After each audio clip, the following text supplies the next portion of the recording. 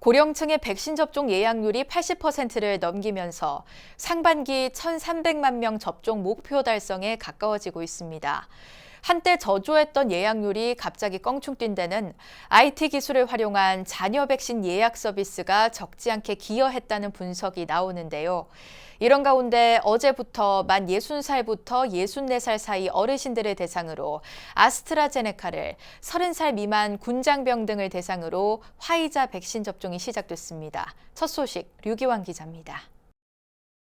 지난 3일 마감된 만 60살에서 74살 어르신의 백신 접종 예약률이 80%를 돌파했습니다. 지난달 말 60%에 못 미치던 예약률이 일주일 새 20% 이상 올라간 것입니다. 접종 예약자가 실제로 접종받는 비율도 99.8%에 달해 사실상 특별한 사유를 제외하고는 대체로 접종이 순조롭게 이뤄지고 있는 것으로 나타났습니다.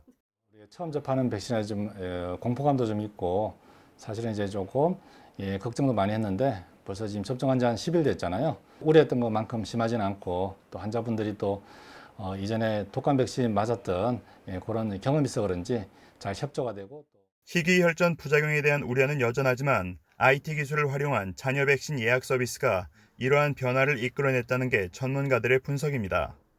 정부가 내놓은 인센티브의 영향도 있지만 백신 예약 경쟁이 불붙으면서 분위기가 크게 전환된 것이 주요 원인으로 꼽힙니다.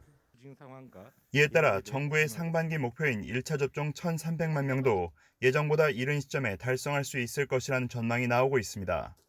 6월 7일 0시 기준으로 총 759만 명, 전 국민의 14.8%가 1차 접종을 완료하셨으며 상반기 접종 목표 1,300만 명과 전 국민 25% 이상의 접종은 조기에 달성 가능할 것으로 보입니다. 이런 가운데 어제부터 전국 위탁 의료기관에서 만 60살부터 64살 사이 어르신들을 대상으로 아스트라제네카 백신 1차 접종이 진행됐습니다. 예약을 혼자 사시는 자녀분들이 딸이 해줬어요.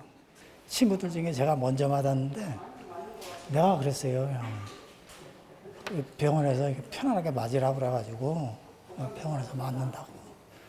그럼 뭐 맞으니까 아무 상관없네요. 지금 멀쩡하네요. 이와 함께 91개 군 의료기관에서 30살 미만 군 장병을 대상으로 화이자 백신 1차 접종도 이뤄지고 있고 경찰과 소방 등 사회 필수 인력에 대한 온라인 사전 예약도 시작됐습니다. 정부는 조만간 다음 달부터 새롭게 적용될 사회적 거리두기 개편안의 최종 내용을 공개할 계획이라고 밝혔습니다. 거리두기 단계는 줄이되 사적 모임 금지와 다중 이용시설 영업 금지는 최소화하는 방안으로 방역 조치를 일부 완화할 것으로 보입니다. 접종자가 늘어날수록 백신 접종에 대한 상대적 두려움은 줄고 긍정적 분위기가 확산되고 있습니다. 이럴 때일수록 원활한 백신 수급과 신뢰도 제고가 함께 이루어져야 11월 집단 면역 달성에 한 걸음 더 다가설 수 있습니다. 서울 마포구에서 BBS 뉴스 류기환입니다.